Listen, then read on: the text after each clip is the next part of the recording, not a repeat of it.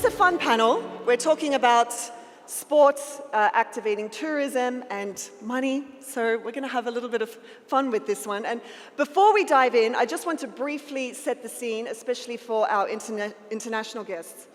What's happening in Saudi Arabia today is not just about hosting major sporting events. It's about how sport is being embedded into the broader economic and destination development strategy.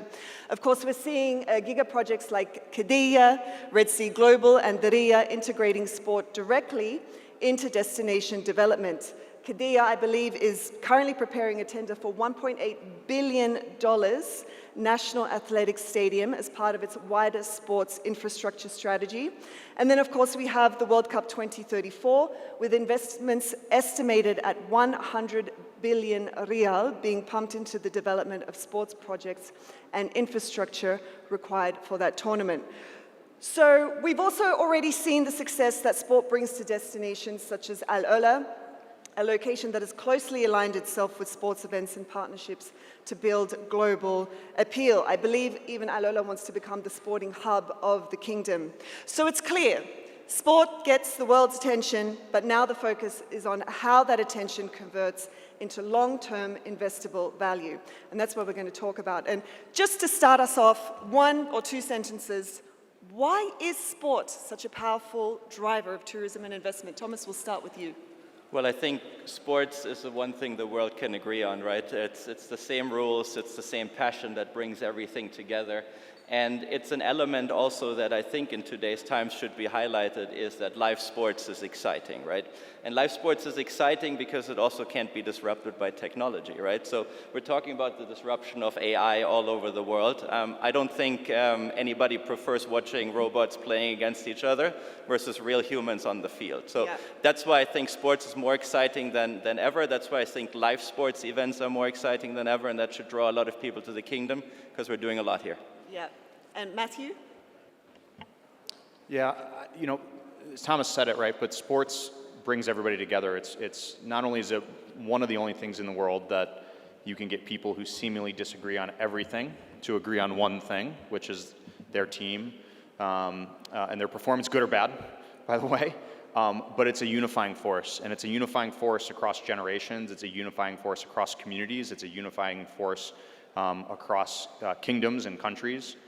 Look at something like the World Cup that brings an entire world together in one location every 4 years, and seemingly people that may disagree on things come together for that moment.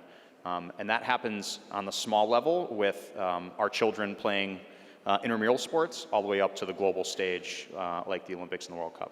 And it's probably why we continue to have tournaments every year, every 2 years, because as you said, they are unifiers. Hashim? Sure, I will just ride on the same conversation. They have highlighted how much is the important is sport to unify others, especially during tough times. But specifically in Saudi Arabia, when you have 70% of the population under the age of 30, sports become a major thing to invest in. And we have received, and we heard the previous sessions and talked about the investment from the government when we talk about the infrastructure of sports, that make it easier environment to invest in sports in Saudi Arabia. Great. So, Thomas, I want to begin with you because golf is being used in the kingdom to attract visitors. That's a very clear Vision 2030 goal. It's often associated with destination travel, luxury destination travel, which the kingdom is attempting to, well, it is positioning itself as. How are you positioning Saudi Arabia as a golf industry, as a golf destination, sorry, and what role does that play in attracting visitors, international visitors? Yeah, absolutely. So golf has 2 roles for us to play. One is a mass participation mandate for golfers in Saudi Arabia, and the other one is obviously tourism driven.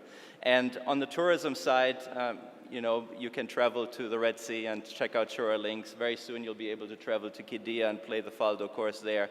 Diriyah is opening a new high-end golf course. They're popping up all over the kingdom, and all of those courses really speak for themselves, right? Now, golf is a sport unlike tennis or football, where you play a tennis court in Riyadh and say, I have to play that tennis court in Jeddah as well. But a golf course is so different designers, different layouts, different scenery, that a golf course is really well suited for luxury travel. Now, the international travelers tend to spend a lot. They are one of the highest spenders in terms of demographic of certain athletes, right in front of tennis and surfing and some other sports. So it's a very desired demographic for high-end luxury travel, which goes well with some of the giga projects in addition. But make no mistake, while we're building a reputation internationally for world-class golf courses, over 80% of tourism travel happens with domestic travel. Yeah. And so we cannot forget the Saudi consumer, and that's where we have certain programs to get people to golf, to get people excited, to bring more courses closer to the inner city so they can learn about what we're doing, and then drive that domestic tourism that will ultimately really drive the overall demand for us. Yeah, and I want to get into that, but a little bit later, because I want to know about the major tournaments that you're putting on and how, what is the impact you've seen from that so far on tourism and the local economy? Well, yeah, so the tournaments in general obviously have been a big advertising sign for us globally. At Golf Saudi, we're, for example, the supporters and the organizer of the PIF Global Series. We just came back from Las Vegas at Shadow Creek, where we brought together the top female golfers in the world, had the top 20, all 20 of the top 20, 48 of the top 50, brought together a tournament really that could rival and even supersede a major tournament. So really excitement, a lot of interest in what we're doing in Saudi Arabia, a lot of interest in what courses we're trying to build. So these types of tournaments really serve as a beacon for us to be a first type of contact. And then they lead to discussions from tourism, from people interested in visiting, but also people trying to do business with us, whether that's on the investment side, the partnership side, or the sponsorship side. Right, and a golf course is the best, I heard it's the best place to do business. Well, you play 4 hours of golf with somebody, and you get to pitch them for it, and they have no chance to run away from you in this, so it's a great captive audience you have there. Matthew, I want to bring in your extensive international experience. You've worked on Hollywood Park and SoFi Stadium, which is an unprecedented and unparalleled sports and entertainment destination with state-of-the-art offerings, something I'm sure you're bringing to working towards to bringing at the Aramco Stadium. What role does a landmark sports stadium play in shaping a city's global identity and attractiveness as a destination? Yeah, so, these stadiums, a lot of people look at them as the destination, if you will, and it's not really the destination, it's the catalyst, right? So when you look at a project like SoFi Stadium, that and the surrounding development around it, it's already in arguably the most competitive sports market in the world. It's got arguably the largest content model in the world with concerts. On either side of it right now, there are 2 arenas. And so it's an incredibly busy environment. On top of it, in Southern California, would you rather go see a concert or go to the beach and hang out all day? It's one of those arguments, or go skiing, right? You can do that in Southern California. And so for us, what we really thought about in Los Angeles was, how do we create something that is a catalyst and that has a gravitational pull? And so, for us, when we think about how does that come to life in Aramco Stadium, one, it's not recreating what we did in LA. It's about taking some of the lessons learned, building on an ecosystem, creating an ecosystem, standing it up, and then leveraging some of those best practices that we've learned, but then doing it in a uniquely Saudi way. And so for us, we think about one, like first and foremost, we have an incredible ecosystem because of our ownership being Aramco. We can lean on everything from Aramco Digital to the Ventures Group to the Marketing and Finance and Corporate Communications Group and logistics, right? We really do have an incredible background that we can pull from, and that helps our core company deliver what we need to. But when you take that a step further, and gives us a great foundation, when you take that a step further, we think about the entire ecosystem within Saudi. And so tourism, different entities like a Golf Saudi, and we really start to think about, okay, how do we create the right ecosystem to make Aramco Stadium a catalyst that is a place where the family comes to all generations, whether there's a match day or not. And so for us, like, that's really the vision, is this 365 destination that's busy on on a match day, of course, but outside of a match day as well. Great, and we'll get more into detail on what exactly you're doing at Aramco Stadium later on. But first, I just want to keep going on with this, how sport is building destination appeal. And we often think of destination appeal in terms of marketing and experience, but Hashim, how does logistics and cargo reliability shape the overall perception of a destination and its ability to sustain tourism demand? It's all about the ecosystem, as we have mentioned. You have to build the proper infrastructure and ecosystem to ensure it's sustainable. Having proper partnerships with those developing destinations, it will help you to ensure the supply chain is always going to be there at the right price at the right time. We're blessed in the kingdom because we have a prime location. We are 6-7 hours from every destination. And we ensure that we're connecting the world together through different partnership with our colleagues in different mega or giga projects. This is going to help the investor to ensure whatever money they are going to spend on the infrastructure and the ecosystem and the journey, it's always been covered. It's all about refining the journey to make it more seamless experience, from fine restaurants, from fine destinations, until all of the destinations that has to be covered by a supply chain from the east to the west to the north to the south, with multiple access to the world.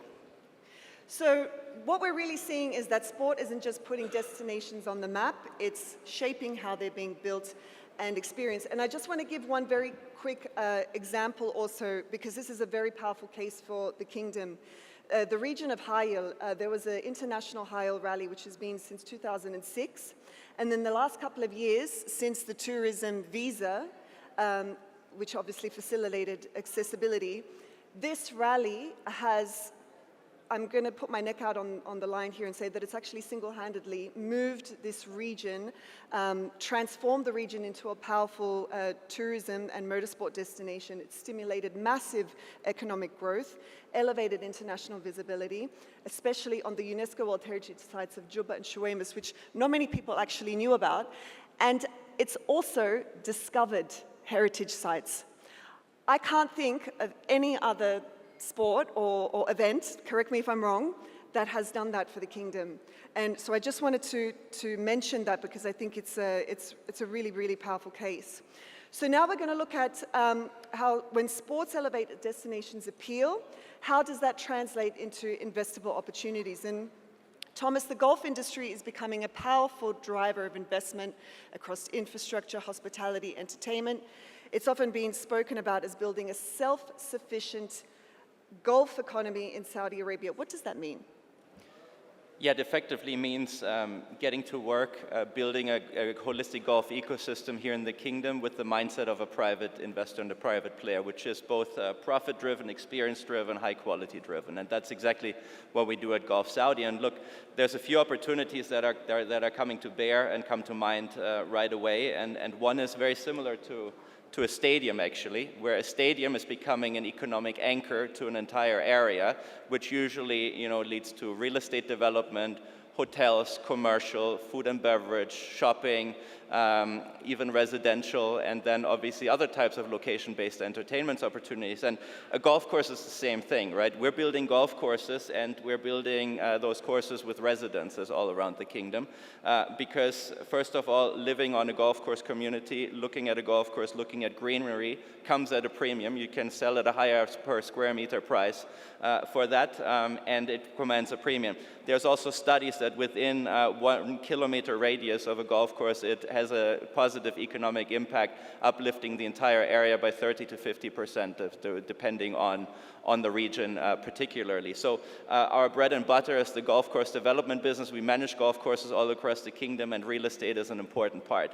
Then there's the off-course component, which is golf entertainment. It's something that wasn't really available to St. Andrews 400 years ago, but we have the luxury to implement it right off the get-go. That is sports entertainment venues like Topgolf or 5-iron golf, which is the first one in the kingdom. We're actually opening this Friday in Kaft. Come check it out. We're looking at putting venues. We're looking at small tech-enabled range concepts. And then we're building the infrastructure as well. So we just became the largest investor in a golf fashion company, founded by CEO Princess Noura. What does golf fashion mean? Golf fashion means, golf is becoming cool, right?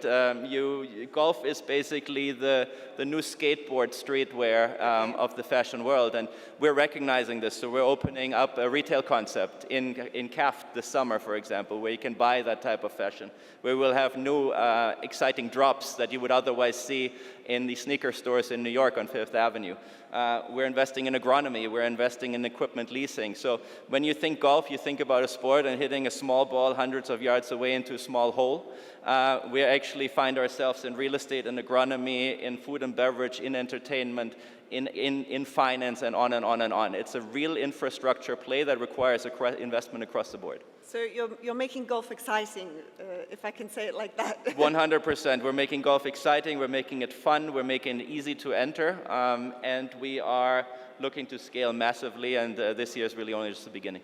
And just on the infrastructure opportunities, this is happening across all the Giga projects, correct? So Qiddiya, Red Sea? Yes, across the Giga project and across the major cities and major regions. So while we work very closely with Red Sea and Qiddiya and Diriyah and all the Giga projects as well on a daily basis and really scaling the supply of golf inventory there, we are also focused on the regions of Riyadh, Jeddah, and the Eastern Province, where we're actively building golf courses, top golf venues, indoor simulator venues, and again, bringing a little bit tech and gamification to the golf world that, as Hesham mentioned, really suits the younger demographic here in Saudi.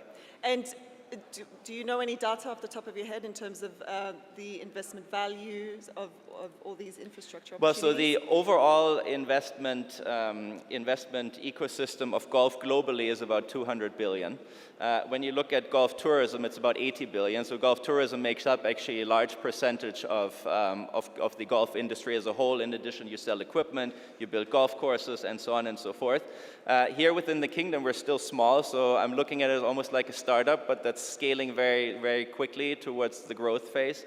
And here we're looking at still investing billions of SAR into the industry, but with really attractive investment profiles that really is also attractive to the private sector to come along the ride with us. So we're not going to build all the real estate ourselves. We're not going to put up all the venues ourselves. And with great partners, both here nationally and regionally, we'll make it happen sooner rather than later. Well, success does come from partnerships. Matthew, you spoke about 365-day venues. They often come with public park space and community programming. Can you elaborate on how Aramco Stadium plans to evolve into a long-term tourism and economic asset? Yeah, so again, kind of looking at it through that catalyst lens, right? When we open this fall in advance of AFC 2027 here in January, which is our first major international competition, we will have, right from the beginning, 130,000 square meters of public park space, green space that families can come and enjoy. We'll have 5 parks for children to enjoy. We will have public meeting space where families can come and enjoy lunch or have a cup of coffee. And that's just one small section of the 850,000 square meters that we've got on our master plan. We've got, in addition to that, 15 specific locations for commercial real estate destinations. And so think of that as heavily experiential as well as food and beverage focused. And so for us, similar to what Thomas was saying, like think of us as in some cases the landlord developer, right? Like we're at the core of the experience economy. Like what we are providing as experiences, and we're not necessarily going to be a destination where you're going to go and get your Gucci bag. That's not really core to what we're doing. We want to be the place where you go and create a memory that's lifelong with your family and your friends.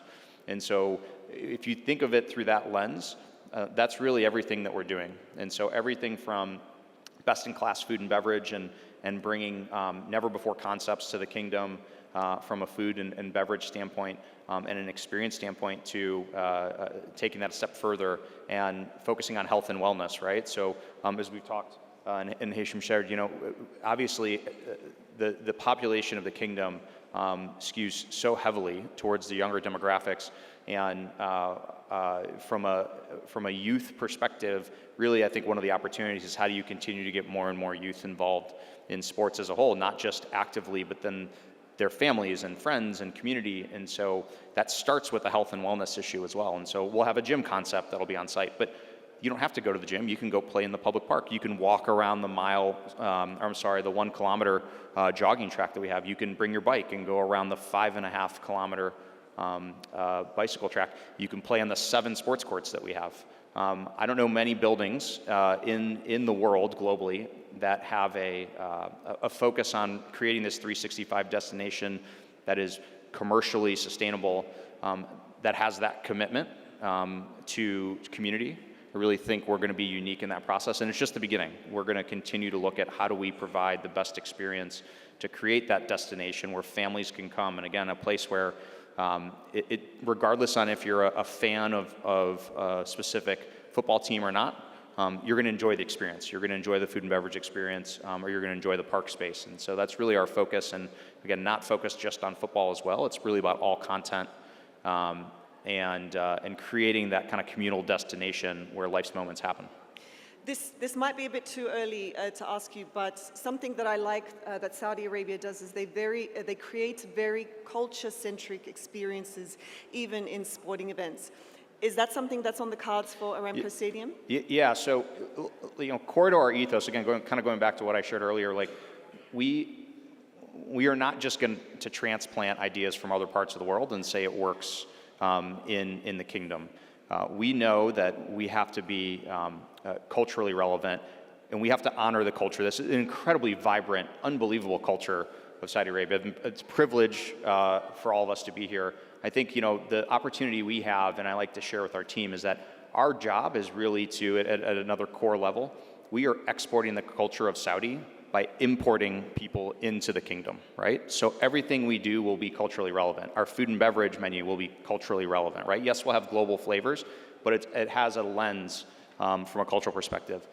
We have a musical sonic brand that's tied to the building. We're probably the only building in the entire world that will have one from a venue perspective. It's culturally relevant, right? Like we spend a lot of time talking about, is it authentic, not only just to the kingdom, but to the Eastern Province? And so everything we do is through that lens first, and then we think about, okay, how does it go outward? Totally unrelated question, but have you had a kapsa yet? Have it what? Have you had kapsa yet? No. No? Okay, well, you need to get on that. So I also want to touch on what actually underpins investor confidence, which is reliability and execution. And Hashim, this comes to you. How does the reliability of logistics and cargo infrastructure shape the reputation of a market and ultimately influence investor confidence? And I think this is a very relevant question for the geopolitical context we find ourselves in today. Definitely. Our slogan in Saudi Cargo as a national carrier, life goes uninterrupted. And allow me to share some of the numbers that we have done for the sports community last year. We have moved over 2,000 tons when it comes to supporting and enabling events across golf, various football events, car races, motorsport, and numerous events, and when it comes to supporting those sporting events. Our role is basically, we went through almost 460 flights from over 50 cities across the globe, just to make sure we connect the world together into Saudi Arabia. Having that reliability while maintaining an on-time performance and operationally over 90%, which is one of the global elite numbers, shows there is a reliable system when it comes to supply an air cargo freighter to the kingdom. So when it comes to that regard, I'm sure we got it covered. As a national carrier, we don't look for basically a transactional partnership. We look for a strategic partnership. We work together into a strategic alliance and a strategic goal, which is achieving the country vision. And I just, what is what you told me backstage, the motto of Saudia? I want everyone to know. The motto, you said there is a motto of Saudia. Life uninterrupted. Life uninterrupted. حياة بلا توقف. Yeah, I think that's it's very, very accurate. So we see that sports creates attention, but it's the systems that determine whether that attention becomes real demand. And now I want to move into partnerships between sports and tourism. And building a sports tourism destination clearly requires more than just the sport itself, Thomas. What kinds of partnerships are most critical to making that ecosystem work? Well, airlines is a great example, for example, as Hashim was mentioning. A quick thank you to him, by the way, because when I was on my last trip to the United States, Air Canada lost my golf bag, and it's currently on the way back with Saudia. So thank you for saving the day on my quite expensive golf bag.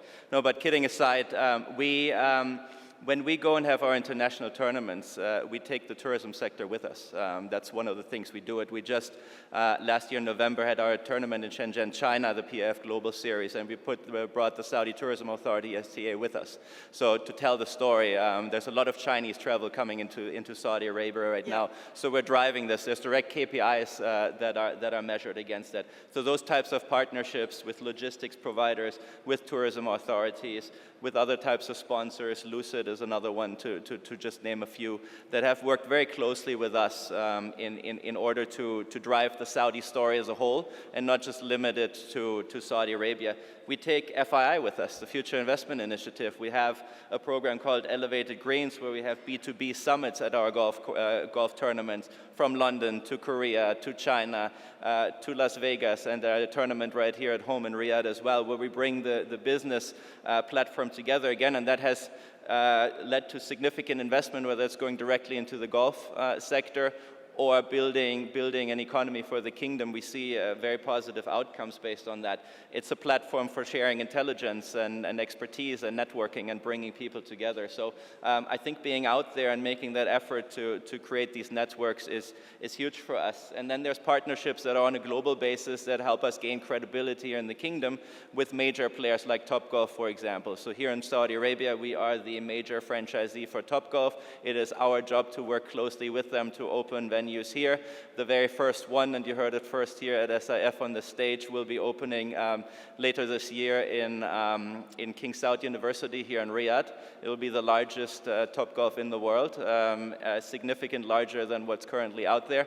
And those type of partnerships we're currently working on very, very closely and continuing to scale within other regions as well. So there's a lot going on where partnership really matters, where we're bringing in some outside expertise to help us learn what we can do, but then also to challenge and question the status quo and see what we can do better. Our CEO always says we're here not to catch up, but to leapfrog, and this is exactly the name of the game. So we're looking for partners that share that mindset. We're looking for investors that share that mindset. We're looking for sponsors that are supporting this type of vision in order to make it happen, and it's been a great ride so far. I mentioned to you earlier, last year, day one of SIF was actually my first day at work here at Golf Saudi. Now a year later, we've come a long way, and from having a lot of these valuable discussions over the last year has actually turned into execution and showable results. I think I'd also like to ask, where do these partnerships perhaps tend to fail, or where are there alarm bells where you know that you need to maybe slow down on a partnership or pull back? Well, partnerships tend to fail when you don't communicate well, right? When we go out and have discussions with partners, first of all, we're very transparent in saying, look, the expectation, we're coming to the table as a very ambitious nation building the golf sector, and that's certainly our goal, but again, the benchmark and the current level of golf is quite low. So what we're building is really something that we feel like bringing partners in is almost a no regret at this, because the risk is quite low, because we know if we build the golf inventory, if we bring the solutions here, there's a lot of built-in pent-up demand that will pick up and make these a success. The question then becomes, how do you communicate the long road to overall sustainability, and how do you tell the story of really scaling from like the low-hanging fruit all the way to capturing the rest of the market? And that's where we're looking at certain metrics that tend to be very natural to the golf world, but very unnatural to the outsider. So for example, we're looking at how many golf courses there are in any nation per million residents. And when you look at the US, you have about 40, by far the most. If you look at mature ecosystems like Korea and the UK, you have 10 to 11.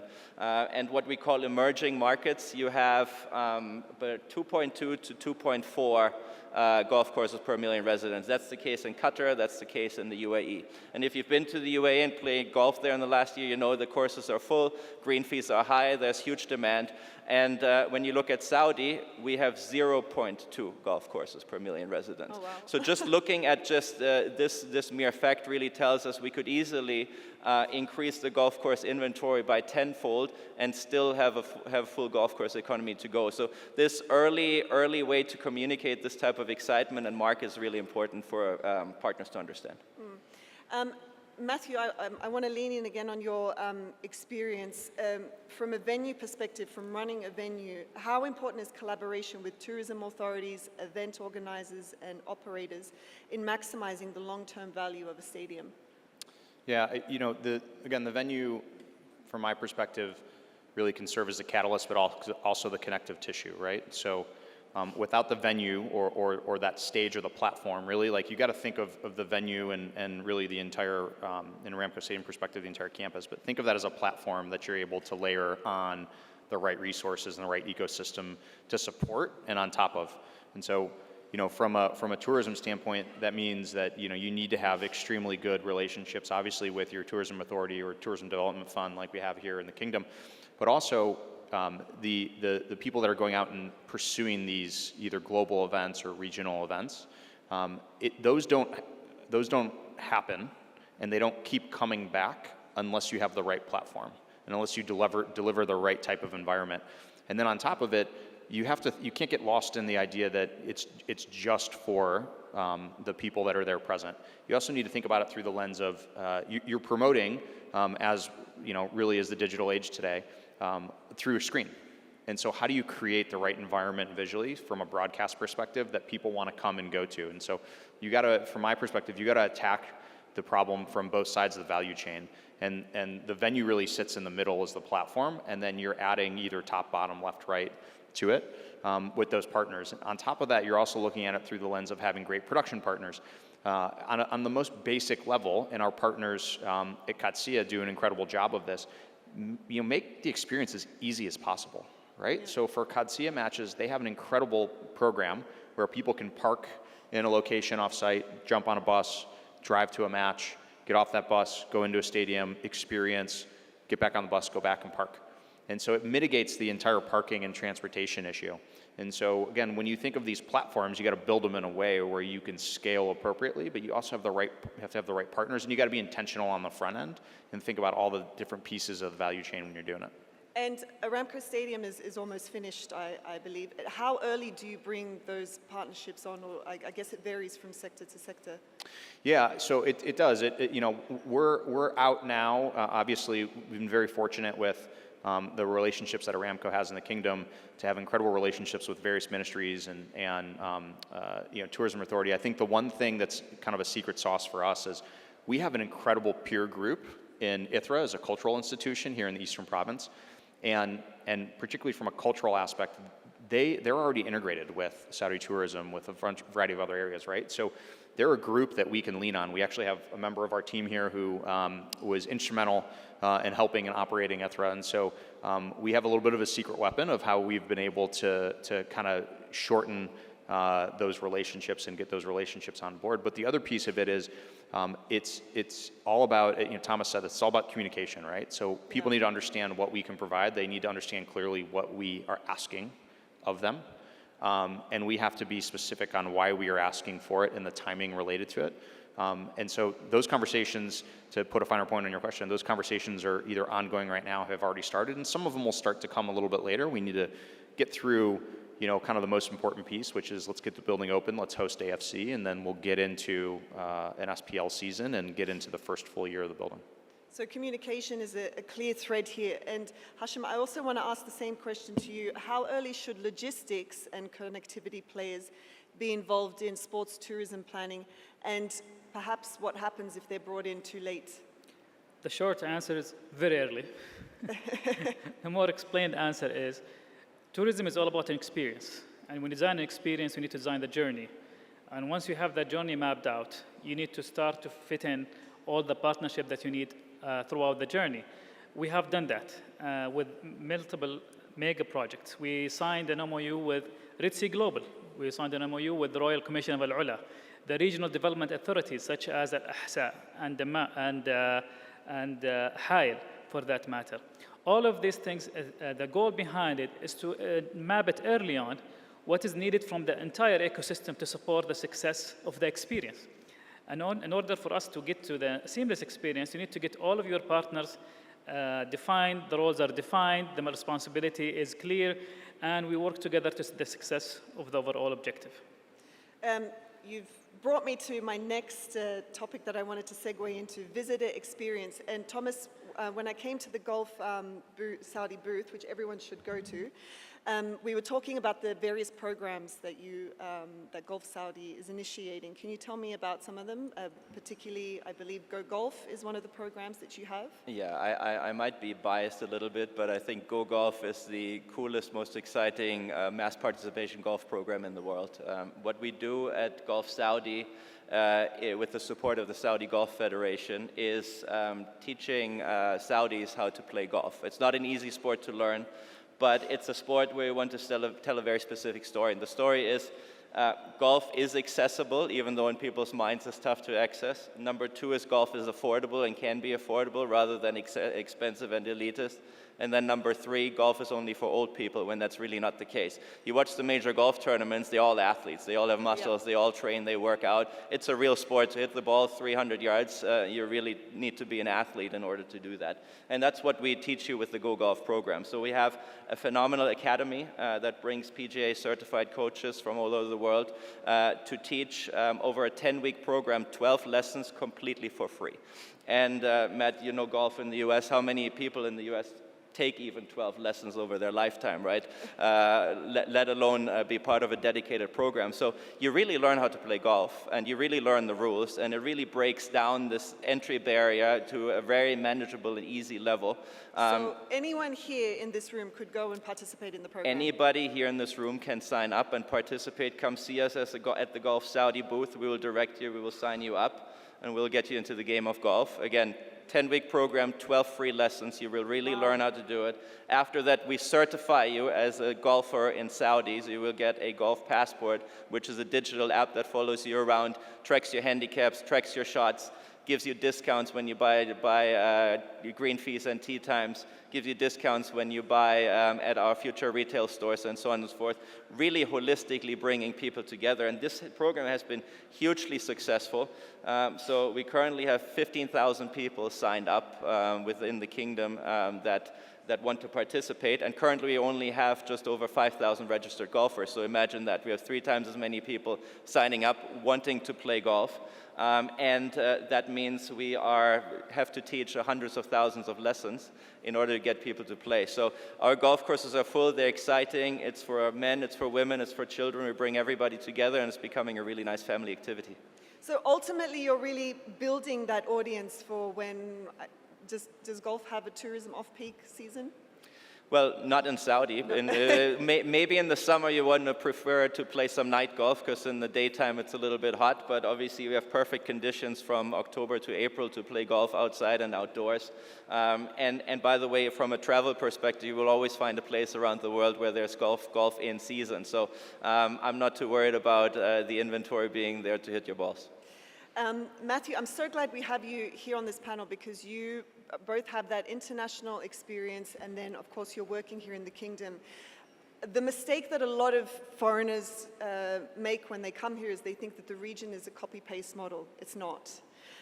Could you tell us what are the key differences in how sports venues create value in mature markets versus emerging destinations like the Kingdom, Saudi Arabia? Yeah, so in mature markets, you know, venues as a whole are capitalizing on demand in many cases that already exists, right? So the demand's already been created.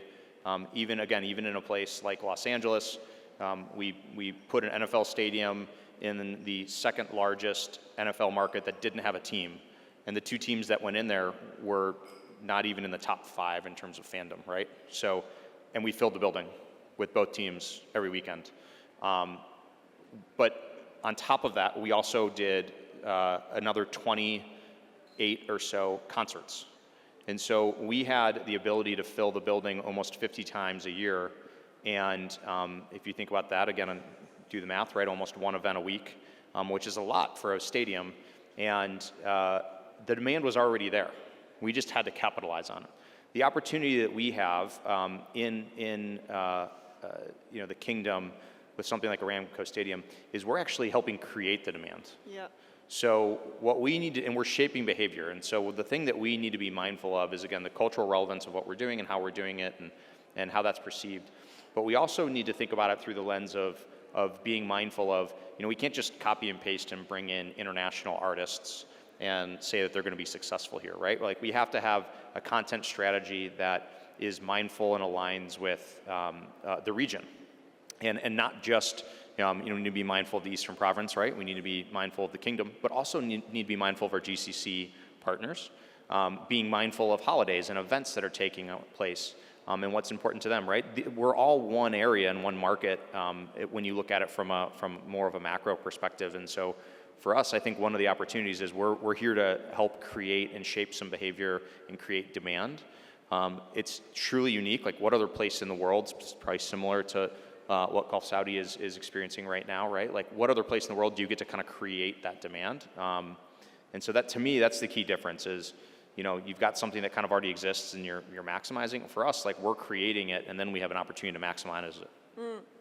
And I know you gave an example, but is there an international example that you can think of where it worked exceptionally well in one market but failed and needed adjustment in another?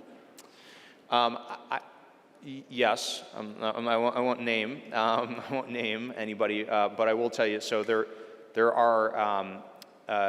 Or what lessons can we learn? Yeah. Perhaps? Let's put it more diplomatically. Exactly. So I would say this because one thing I love about the sports and live events industry is we try to be as uplifting of each other as possible, right? So when somebody fails, we try not to necessarily slam them for it, but. I think the reality is, look, like there's been a few venues over the past really 5 or 6 years that what people did is they said just because it works in the U.S., it's going to work in Europe, and that's kind of the two examples I'm thinking of right now. And it took, in one venue specifically, owned by a U.S. company, it took them, admittedly, they would say 2 or 3 years to actually make the pivot to understand how are they delivering for that specific market. And so I think what's really important in the approach that we're taking is we're starting with what's important for the market, and then we look on best practices and see how maybe that could work. And we're going to do it deliberately over time, right? We're not just going to unveil, it will be an exceptional experience that is unlike anything in the Kingdom, but we have some, it'll take us some time to roll out what we want to do because we want to be really mindful of the experience as a whole and get it right and be really intentional with it. Well, I'm very much looking forward to the stadium opening. And actually, I've just read that the stadium, I think, recycled a lot of concrete or steel in the infrastructure. Yeah, so about 18,000 tons of concrete was recycled. A lot of people say that's a lot to recycle. The reality is when you're doing concrete work, like you always have waste, right? So what we did, we have batch plants on site. So from a logistics standpoint, we don't have to have trucks on the street. And so what we were able to do is take that concrete that would, in other ways, sometimes find itself into a landfill, and we repurpose it. We actually recycle it, and it goes back into another batch of concrete later. Great. So I think we pretty established very well that sport is a key driver of tourism and investment. Visitor experience is key, and communication between partners and partnerships. And just to end, I want to know what should be the top 3 priorities over the next decade for the Kingdom to ensure that these events deliver sustained economic and investment impact? It's a great question. But I would say what is really special here in Saudi Arabia and the spirit that's coming together here is, number one, remain bold. We have to stay bold and do things differently and try new things, because if we don't try new things, you can't fail. And when you fail, you want to fail forward, right? So I think that's a real important quality you have. You look at Europe, you look at the US, you look at other markets, as Matt was talking about. You have a lot of regulations, you have a lot of different circumstances, you have to do a lot of studies.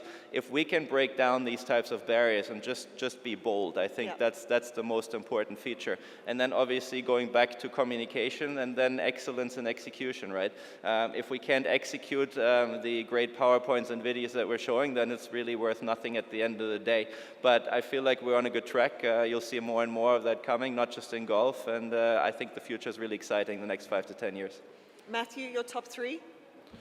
Yeah, I think for me, one, leadership, right? So we have to have strong leadership in what we're doing. It's lonely when you're the leader sometimes, but you have to have the right ambition and you have to have the right drive to continue to see that through. And I think this kingdom has done an incredible job of doing that so far, and I think we'll continue to do that. I think the second piece for me is really thinking of things now through the ecosystem view and understanding how do we align priorities across the ecosystem to drive the best result for the greater good within the kingdom, which again, I think the kingdom does a great job of, but we're really hitting that next level now. And then the third piece for me within specifically sports and live events is also going to be like content's king. And so we have to have the right content, and it has to be diverse in what we're doing. And there's such a transformation going on within the kingdom. I think that sports has an opportunity to help lead that transformation in many ways, that's an area where we can continue to lean in and drive sustainable results. And Hashim, we're going to end with your top 3 priorities. I think the most important one we live it right now is agility. The ability to be agile and change your direction whenever is needed is very crucial. And focus and priority is really, really important during tough times. And last but not the least, definitely the right partnership. Having the right partner to get you through and work collectively to reach the right track. Great. Well, thank you so much, gentlemen. I've thoroughly enjoyed this panel. I hope you have also. And I have a lot of ideas now for news articles, which I'm going to reach out to you so I can write them. Thank you so much.